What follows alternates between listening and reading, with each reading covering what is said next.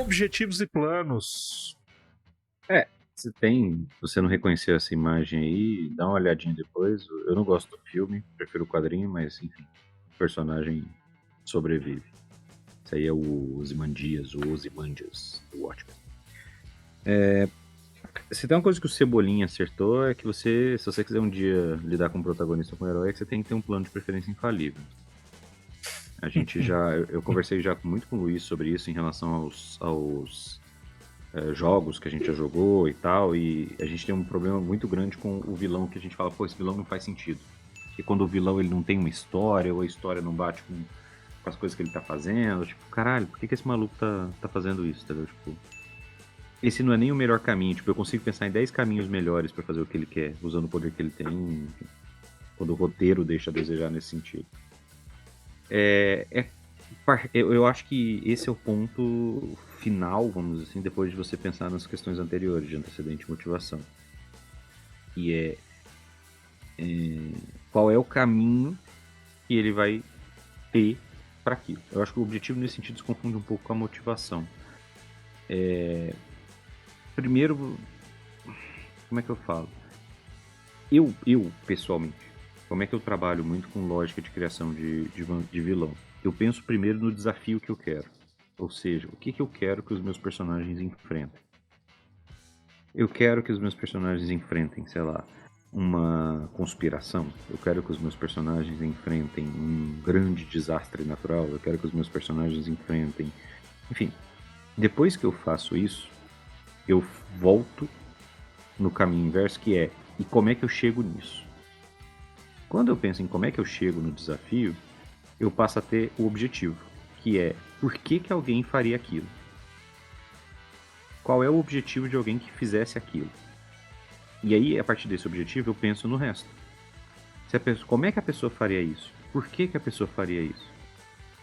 Essas duas coisas vão me dizer quem é essa pessoa. Porque ela precisa ser uma pessoa que tem algum objetivo em fazer aquilo, ou ela tem que ter e ela tem que ter uma capacidade. Eu vou dar um exemplo hipotético. Suponhamos que eu queira que o desafio que os meus personagens vão enfrentar sejam, D&D, sejam furacões que estão acontecendo no reino e estão destruindo a cidade. E aí, lá pelo terceiro furacão, alguém olhou e falou: isso aqui não é natural. Esses furacões estão surgindo em lugares que não deveria ter furacão, nunca teve furacão, e eles estão destruindo não é a cidade inteira, às vezes destroem um prédio e os arredores. Eles parecem um alvo. Pronto, beleza. Esse é o desafio que eu quero que eles enfrentem. Aí eu tenho que pensar, bom, eu preciso de alguém com o objetivo de destruir pessoas e casas, e eu preciso que essa pessoa tenha a capacidade de fazer furacões. Beleza, isso já tá me jogando pro meu personagem. O que eu quero, como é que eu quero que esse vilão seja. E aí eu tenho que pensar, por que ele vai fazer isso? Porque isso muda. Esse cara tá querendo se vingar? Esse cara tá mirando casas específicas porque ele quer se vingar dessas pessoas? Ou esse cara quer se vingar, mas ele quer se vingar do reino inteiro? E ele tá mirando só em pessoas que foram específicas para uma decisão. Nisso aqui eu já tô construindo o meu cenário. As pessoas que foram vítimas são os integrantes do conselho do rei, ou as pessoas que foram vítimas são os sócios de uma corporação específica. Então, assim, neste processo eu estou estabelecendo parte do meu background. Porque se o cara quer vingar, ele tem que vingar de alguma coisa. Por que ele foi prejudicado por aquelas ações? Então eu vou voltando lá pro background.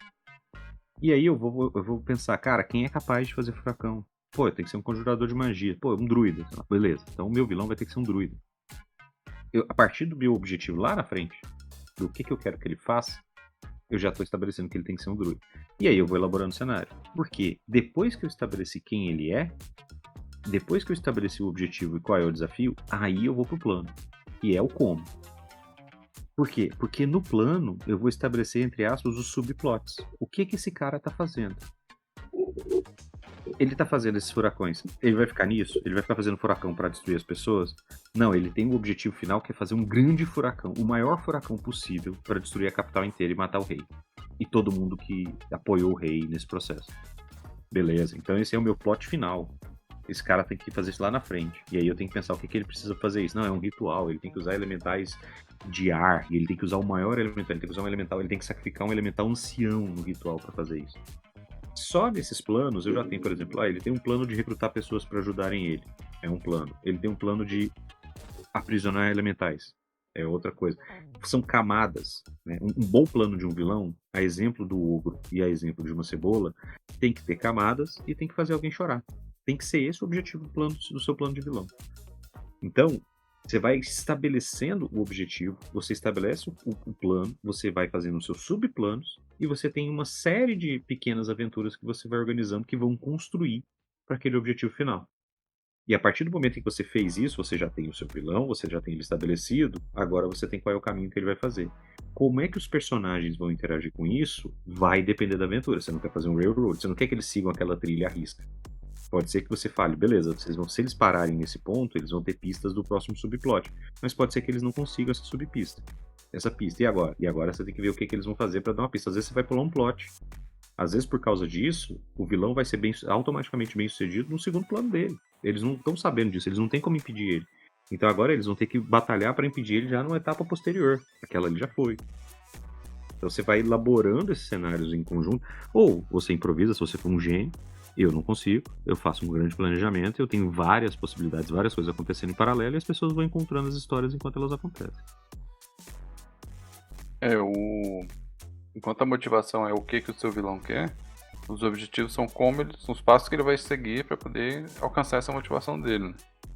Por isso que ele tem vários objetivos e planos que vão, à medida que ele vai avançando na motivação dele, podem mudar. Então, igual o Marcelo falou, às vezes o primeiro objetivo dele é chegar do ponto A ao ponto B, ele conquistou aquele objetivo, ele vai do ponto B ao ponto C. E normalmente, como a gente sempre sabe, existem planos alternativos, né?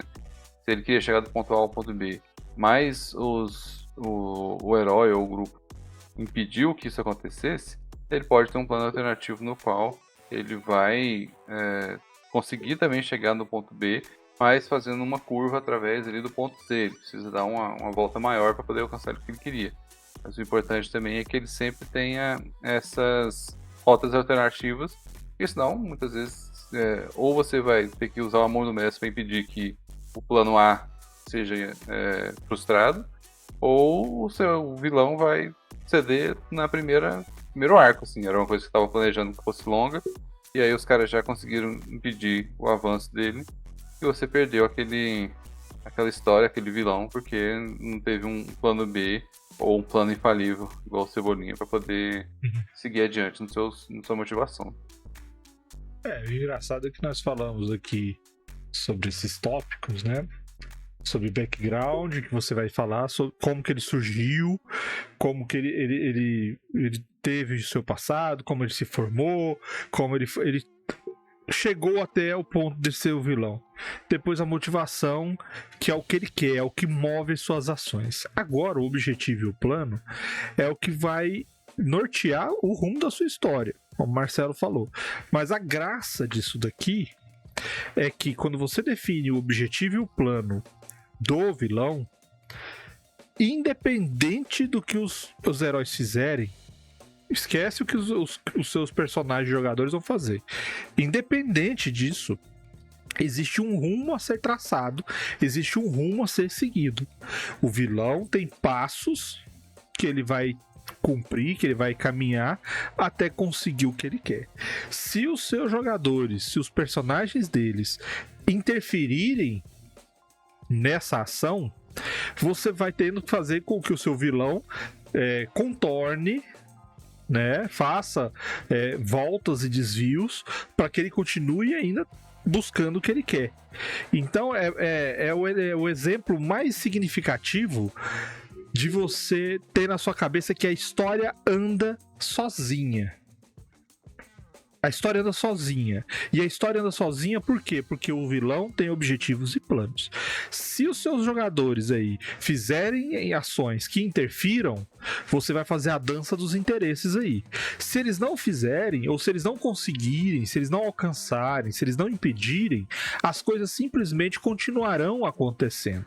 E se você adota esse tipo de postura, a sua história vai estar sempre em movimento e você vai fazer com que o seu cenário ganhe vida. Opa, valeu aí, Era Nova RPG pela raid, chegou com 11 capangas, sejam bem-vindos. Estamos falando sobre vilões memoráveis, como montar um. Então, assim, só retornando, Se você seguir essa cartilha, o seu cenário vai andar sozinho. Ah, mas e se acontecer aí dos heróis eles interferirem nas ações do vilão, e aí eu planejei todos os 52 mil passos para que aquilo aconteça e eu não tô conseguindo mais assimilar. Bom, Baal falou que você pode ter vários caminhos para que a coisa aconteça. Deixa a coisa o menos engessada possível, tá? Essa é a dica. Qual que é o lance? O lance o vilão tem o objetivo de destruir a capital. Isso ninguém sabe, ninguém descobriu. Mas para destruir a capital, ele não tem força o suficiente para isso. Então, ele descobriu uma possibilidade de criar furacões para destruir a capital. Só que ele ainda não sabe fazer um furacão grande o suficiente, poderoso o suficiente para destruir a capital.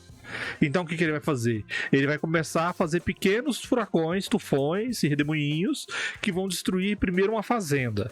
Depois aí os heróis vão lá, peraí, o que aconteceu? Vamos resgatar, vamos ajudar. Depois teve um outro, e a coisa foi crescendo. Aí fala assim, mas como que ele fez isso? Você não precisa ter um troço rígido. Você pode simplesmente falar, os passos são, ele vai primeiro arrumar um jeito de fazer pequenos furacões, depois ele vai conseguir melhorar isso daí, e depois ele vai conseguir fazer um furacãozão grandão. Como que ele vai fazer isso? Como que ele vai usar mecanismos para aqueles furacões? Bom, se a gente tá fazendo de histórias fantasiosas, de RPG medieval, ele vai fazer isso com magia.